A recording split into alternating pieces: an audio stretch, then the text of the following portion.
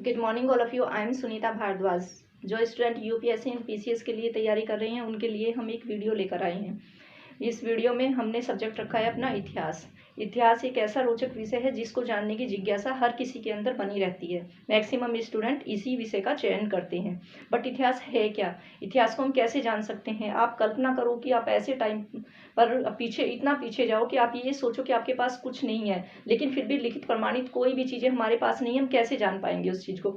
10 साल, 15 साल, 20 साल, 30 साल पहले की बातें चलो हम किसी से जान भी ले या लिखित पुस्तकें होंगी हमारे पास, बट जब हमारे पास कुछ भी नहीं था तो हमने कैसे जाना कैसे मानव का विकास हुआ, क्या उसकी सामाजिक स्थिति रही होगी, कैसे उसका जन्म हुआ, क्या उसकी आर्थिक स्थिति रही होगी, कैसे उसने खाया, कैसे मतलब अपना जीवन यापन करा।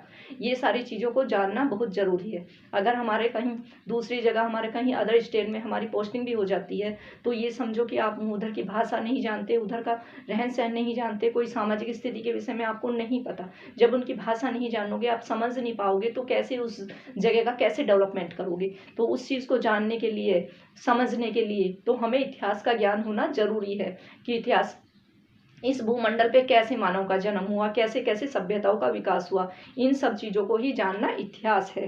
इतिहास का मतलब इति जमा हास, यानी कि पुरानी चीज़ें, पुराना समय, जो समय हमें बीत गया, जो समय हमारा जा चुका, उसी समय को हमें रिसर्च करना, उसी समय को पीछे जाके हमें जानना।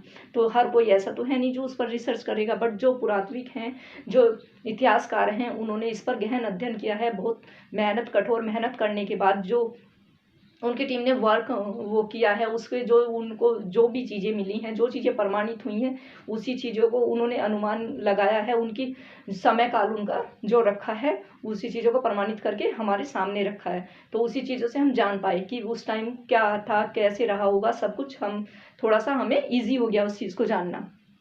तो इतिहास, इति जमा हास, इति जमा हास, इति जमा हास।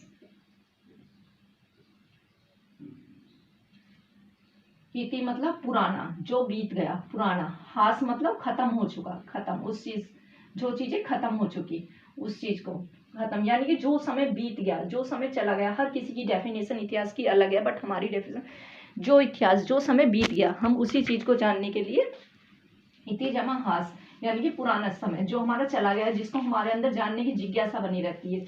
जैसे आज जो समय बीत गया, वो समय, जैसे आज कल परसों कुछ समय तो हम जानते हैं, बट हम बहुत पुराना हम टाइम नहीं जानते। पहले मानव का विकास कैसे हुआ था, मानव, पृथ्वी ऐसी नहीं थी, पृथ्वी पर क्या था, यहाँ के जलवायु, ये सब कुछ सारा क्लाइमेट चेंज था इधर का। तो इस भूमंडल पे कैसे मानव का जन्म हुआ, यहाँ पर घास के मैदान बने, नदियाँ बनी, धीरे धीरे ऑक्सीजन प्रॉपर मिलने लगी। ऑक्सीजन मिलने के बाद फिर इसमें वो जानवरों का जन्म हुआ, जानवरों से ही मानव का जन्म हुआ। आज भी आपने देखा होगा बंदर, बंदर को आप देखते हो तो बंदर क्या है, वो भी आजकल इसी प्रजाति के हैं।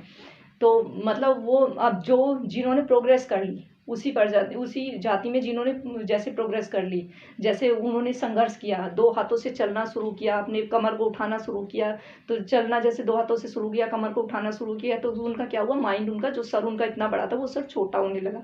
पहले इंसान ऐसा नहीं था, बिल्कुल सुडोल नहीं होता, वो बेडोल टाइप का इंसान था, यानी कि उसका सर बड़ा और चारों पैरों से वो चलना। तो उसने धीरे धीरे अपने आप को सभ्य बनाया। ये विकास क्रम बहुत लंबे टाइम तक चला, बट हम थोड़ा सा आइडिया दे रहे हैं आपको कैसे कैसे हुआ। इसको जानने के लिए, इसको समझने के लिए एक थोड़ा सा काल्पनिक वो कहानियों के ही अकॉर्डिंग आप इसको समझ पाओगे।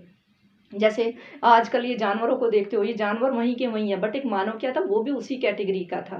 वो भी क्या था, उन्हीं जानवरों को मार के खाना, पेड़ पौधों से जो भी मिल गया उसी को खाना, उसके पास भी कोई साधन नहीं था। लेकिन उसने धीरे धीरे धीरे धीरे, जो संघर्षशील होते हैं, देखते नहीं हो, जो संघर्ष करेगा वही आगे पहुंच जाएगा। मानव ने संघर्ष किया, तो मानव ने संघर्ष करने के बाद अपने हाथों को फ्री कर लिया। हाथों को फ्री करने के बाद धीरे धीरे उसका माइंड भी डेवलप हुआ। जैसे वो चलने फिरने लगा तो जानवरों से अपनी रक्षा भी करने लगा, दो हाथों से अपने भोजन वगैरह इन चीज़ों का भी साधन करने लगा, पैरों से, दो पैरों से चलने लगा, दो हाथ उसके लिए बिल्कुल फ्री हो गए। तो मानव को एक साधन मिल गया, दो हाथ उसको एक ऐसी चीज़ें मिल गई मानो कि उसके आविष्कार का वो सबसे बड़ा साधन हो। तो अब इसी चीज़ को, अब इतिहास को हम कैसे जानेंगे? इतिहास को जानने के लिए हमारे पास कौन कौन सी चीज़ें हैं जो हमारे सामने है, ये देखो। प्राचीन भारतीय इतिहास, इतिहास को वैसे तो 3 भागों में डिवाइड किया हुआ है। प्राचीन इतिहास, मध्य इतिहास और आधुनिक इतिहास। हम प्राचीन इतिहास की बात करेंगे। प्राचीन इतिहास को भी कई कालखंडों में विभाजित किया है, जिसका हम धीरे धीरे विस्तार से आपको थोड़ा थोड़ा बताएंगे। हर वीडियो में हम आपको थोड़ा थोड़ा बताते जाएंगे। बस आपको उन्हीं चीज़ों को पॉइंट आउट करना है, उसी से क्वेश्चन निकालने हैं, उसी से आंसर ढूंढने हैं। ये सारा एनसीईआरटी से रिलेटेड है। यूपीएससी में इससे अलग कहीं से कुछ नहीं पूछा जाता। जो भी आएगा वो सारा इसी से रिलेटेड आएगा। कुछ मैक्सिमम स्टूडेंट ऐसे हैं जो अदर स्टेट के हैं, जिनको अध्ययन सामग्री नहीं मिल पाती, बट आजकल यूट्यूब के और इनके वीडियो के माध्यम से, ऑनलाइन के माध्यम से वो सेल्फ स्टडी कर सकते हैं, अपने नोट्स बना सकते हैं, अपना अध्ययन को वो जारी रख सकते हैं। तो आज उन्हीं को देखते हुए हमने एनसीईआरटी से रिलेटेड ये सारी वीडियो बनाई है आपको। तो हम स्टेप बाय स्टेप आपको ये वीडियो दिखाते जाएंगे। बस धीरे धीरे आप उसको अंडरस्टैंड करने की कोशिश करो, उसको समझने की कोशिश करो कि हमें उसे कैसे जानना है। जो भी चीज़ें हैं उसमें से पॉइंट, उसमें से आंसर निकालने की, उसमें से क्वेश्चन बना के आंसर निकालने की कोशिश करो। ऐसे तो हम धीरे धीरे आपको बताएंगे, बट फिर भी आपको उसके लिए कोशिश करनी है। अब आप ये सोचो, प्राचीन भारतीय इतिहास के स्रोत कौन से हैं? साहित्य स्रोत और पुरातात्विक स्रोत, और कुछ ऐसे स्रोत भी हैं जो हमें विदेशी यात्रियों से मिले हैं। जैसे भारत से कोई अध्ययन करने के लिए आया, कोई भ्रमण करने के लिए आया, जैसे चीन से, यूनान से, रोम से, अरब से, जाने कितने ही यात्री यहाँ पर आए हैं, और उन्होंने अपने अपने उससे सब कुछ इतिहास को लिखा है। वो कुछ ग्रंथ लिखे हैं, हमें वहाँ से राजाओं की कहानियों का पता चलता है, उनकी अर्थव्यवस्था, उनकी सामाजिक व्यवस्था, इनके विषय में जिन्होंने लिखा है तो हमें उन ग्रंथ से उन चीज़ों का पता चलता है। और कुछ हमारे अपने भी ग्रंथ लिखे हुए हैं, जो हमारे ब्राह्मणों द्वारा ग्रंथ लिखे गए हैं, जैनों द्वारा ग्रंथ लिखे गए हैं, बौद्ध द्वारा ग्रंथ लिखे गए हैं। तो उन ग्रंथों से भी, जो हमारे महाकाव्य हैं, जैसे रामायण महाभारत हुए, तो इनसे ये एक बहुत ही बड़े महाकाव्य हैं, जिनको हम आज भी जानते हैं। महाभारत को भी मुझे नहीं लगता कि पूरा वर्ल्ड जानता हो, और रामायण को भी पूरा वर्ल्ड आज जानता है। आज कोई भी चीज़ इंसान से ऐसी छुटी हुई नहीं है। मानव ने आज कहाँ अधिकार नहीं किया, चाहे वो मंगल ग्रह हो, चाहे वो चंद्रमा हो, जहाँ पर भी हो, आज मानव का हर जगह अपना एक अधिकार है। उसके पास आज इतनी टेक्नोलॉजी है, उसके लिए उसने अपने लाइफ स्टाइल को भी चेंज बना लिया है। उसने अपनी हर अपने साधन को एक इजीली बना लिया है। क्या है, अपना डेवलपमेंट उसने आज पूरा विकास, अपना पूरा विस्तार अपना कर चुका है। और फिर भी मनुष्य इंसान एक संघर्षशील लगा रहा है। आज संसार में देखो कितनी सारी टेक्नोलॉजी है, कब इसका विकास हुआ, हो सकता है इनका कब कब कैसे कैसे साथ विकास हुआ होगा, बट हमारे पास इतनी सारे बहुत पुराने जो थे, बहुत बाद में इन चीज़ों पर रिसर्च हुई है। तो इन चीज़ों पर रिसर्च होने के बाद जो हमारे वेद पुराण पढ़े गए हैं, जिनको समझा गया है, जिनको जाना गया है, या जो मृत्मांड जैसे हमारे हुए पुरातात्विक स्रोत। तो पुरातात्विक स्रोत में कौन से होते हैं? एक तो होते हैं हमारे साहित्य स्रोत, जो हमारे लिखित होते हैं, post history and pre history.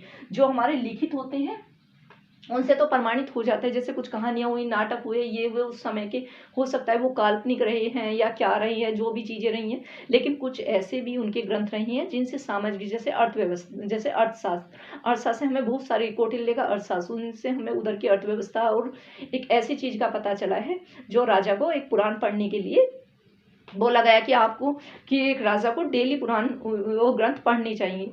ऐसे ही वो हो गए, वेद हो गए, और हमारा जैन हो गया। जैन में जैसे आगम साहित्य हो गया, बौद्ध हो गया हमारा, बौद्ध में क्या हो गया हमारा, बौद्ध में हमारा त्रिपिटक साहित्य हो गया। त्रिपिटक में भी उस समय की बहुत सारी चीजें बताई गई है। ब्राह्मण में वेद हो गया, पुराण हो गया, उपनिषद हो गए, वेदांग हो गए, महाकाव्य हो गए, रामायण और महाभारत तो हमने आपको बता ही दिया पहले से। विदेशी यात्री थे जो चीन, यूनान, रोम और अरब से भी आए थे, और भी आए हैं। इन चीज़ों को हम अब धीरे धीरे विस्तार से बताएंगे। सिर्फ आपको अभी इन चीज़ों को समझना है, सिर्फ देखना है और इन चीज़ों को अंडरस्टैंड करना है धीरे धीरे। मतलब मानो कि ये आपका एक बेस